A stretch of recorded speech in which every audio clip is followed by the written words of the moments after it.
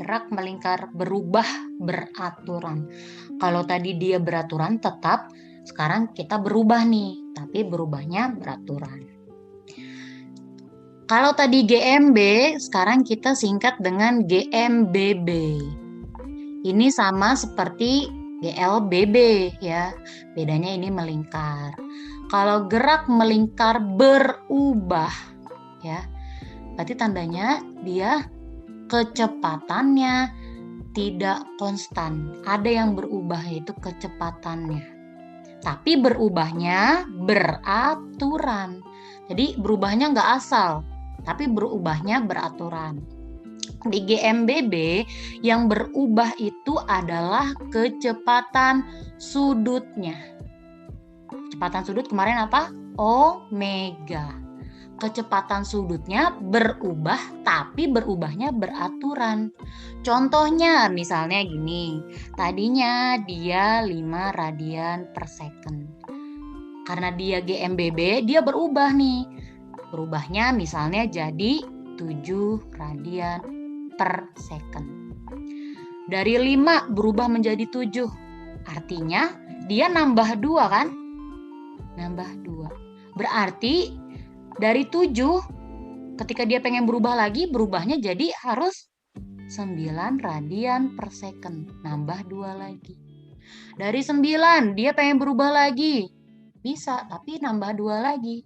Jadi 11 radian per second. Inilah yang dimaksud dengan berubah beraturan.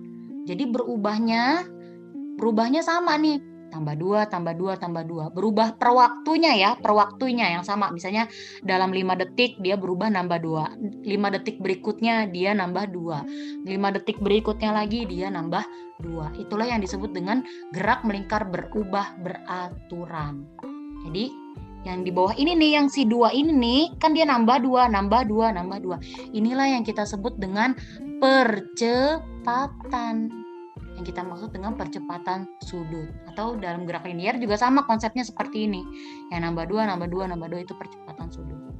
Dan percepatan itu nggak mesti nambah ya, bisa juga berkurang. Misalnya tadinya dia 5. Karena dia direm, jadinya 3 radian per second. Berarti berkurang 2, berkurang 2, berkurang 2. Artinya dia percepatannya 2, tapi diperlambat gitu. Inilah yang dimaksud dengan kecepatan sudut berubah beraturan. Nah, persamaannya sama ya kayak tadi. Ini sama aja kayak GLBB. Tinggal ubah besaran-besarannya. Ayo kita coba persamaan yang pertama. VT, kecepatan akhir atau kecepatan saat T di GMBB berarti omega T. Sama dengan kecepatan awal omega 0. Plus minus, ingat ya tadi ya plus minus itu arahnya. A di GLBB adalah percepatan. Berarti kalau di gerak melingkar alfa dikali T. Yang persamaan kedua masih VT. Berarti di sini omega T kuadrat sama dengan kecepatan awal omega awal kuadrat plus minus arahnya 2A berarti alfa dikali S. S itu adalah jaraknya atau perpindahannya. Berarti di sini perpindahan. Yang ketiga, jaraknya atau perpindahannya atau posisi sudutnya. Kecepatan awal omega 0 dikali T plus minus arahnya setengah sini A itu percepatan berarti alfa dikali T kuadrat. Ini adalah persamaan di GMBB. Sekarang kita masuk ke contoh soal GMBB. Dari keadaan diam itu artinya dia nggak bergerak.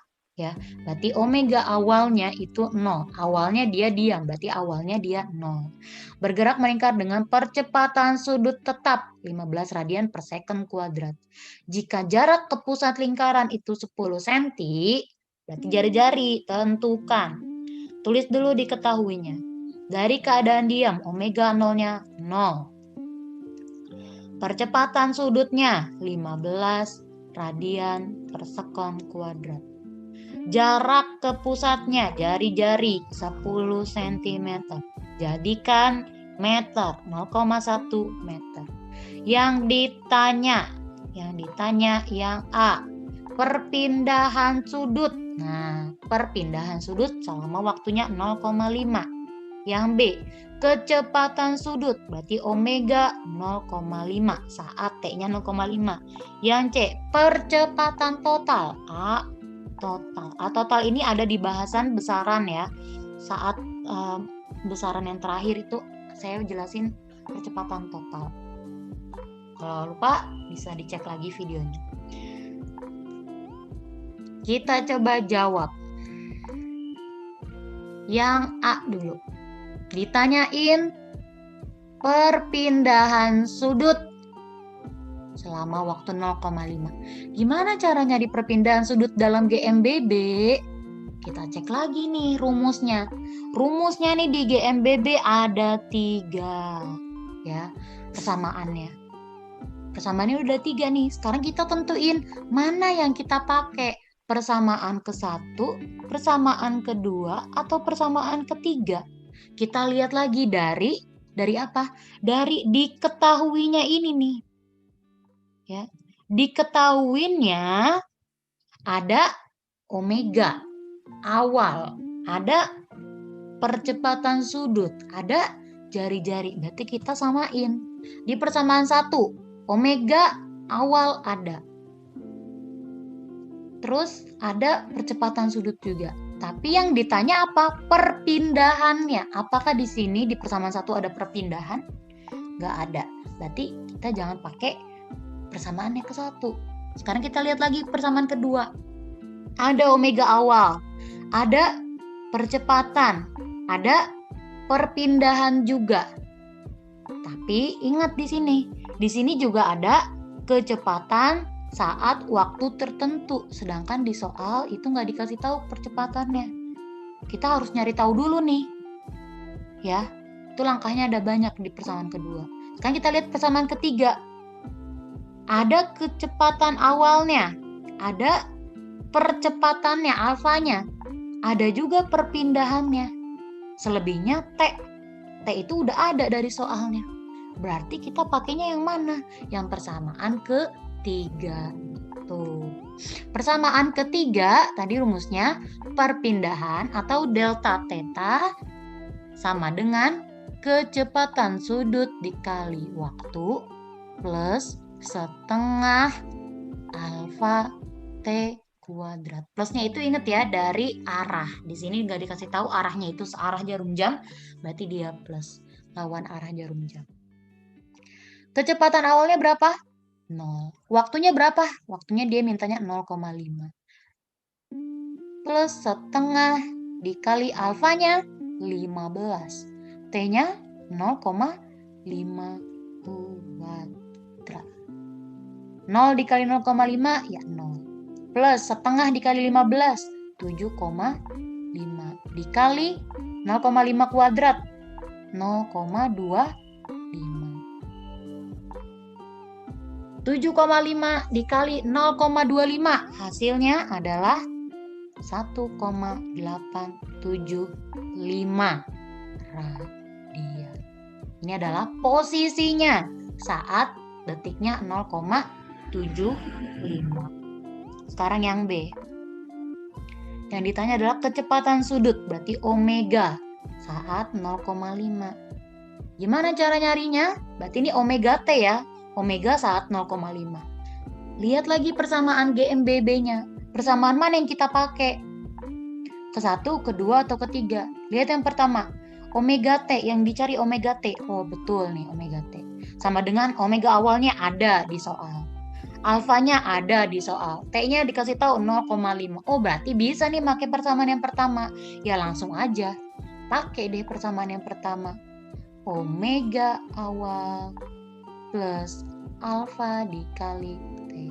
Omega awalnya 0. Alfanya 15. T-nya 0,5. 15 dikali 0,5, 7,5 radian per sekon. Ini adalah kecepatannya saat 0,5 detik. Bertambah kan? Ini namanya GMBB ini, bertambah. Tadinya dia diem. Saat 0,5 detik dia udah nambah jadi 7,5. Itu adalah percepatannya tuh.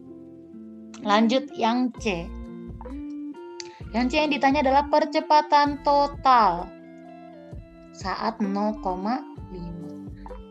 Ada nih di bahasan kemarin nih di besaran. Percepatan total itu nyarinya resultan. Resultan dari siapa? Dari percepatan tangensial dan percepatan sentripetal. Permasalahannya, apakah di sini ada nih percepatan tangensial dan percepatan sentripetal? Nggak ada. Berarti artinya kita harus nyari tahu dulu nih, percepatan tangensialnya berapa? Percepatan sentripetalnya berapa? Percepatan tangensial kita cari tahu dulu. Berapa? Cari pakai rumus alfa dikali jari-jari. Alfanya berapa? Alfanya 15. Jari-jarinya 0,1. Berarti tangensialnya, percepatan tangensialnya 1,5 meter per sekon kuadrat. Sekarang kita cari yang percepatan sentripetal. Percepatan sentripetal rumusnya bisa 2, V kuadrat per R atau omega kuadrat dikali R. Terserah kalian mau milih yang mana. Kalau saya pilihnya yang omega. Kenapa? Karena di sini dari tadi kita ngomongin omega. Nggak ada kecepatan linier, ya kan diketahuinya. Berarti langsung aja pakai rumus yang kedua. Omega kuadrat dikali R. Omega yang mana yang kita pakai? Omega awal atau omega saat 0,5? Karena A totalnya minta saat waktunya 0,5, berarti omeganya pakai omega saat omega 0,5. Udah kita cari di soal yang B. Omega saat 0,5 yaitu 7,5. 7,5 kuadrat dikali jari-jari 0,1. Berapa 7,5 kuadrat? 5,625 meter per sekon kuadrat. Ini hasilnya. 7,5 kuadrat dikali 0,1 hasilnya 5,625 meter per sekon. Nah, baru deh kita masukin ke rumus si A total. A total itu rumusnya resultan. Resultan itu berarti gini nih. Nah, ini ada di bab vektor ya. Mencari resultan itu ada di bab vektor. Aduh. Masukin angkanya. A tangensial berapa? 1,5 kuadrat. A sentripetal 5,625 kuadrat. Kalau dihitung hasilnya adalah 5,82 meter per sekon kuadrat.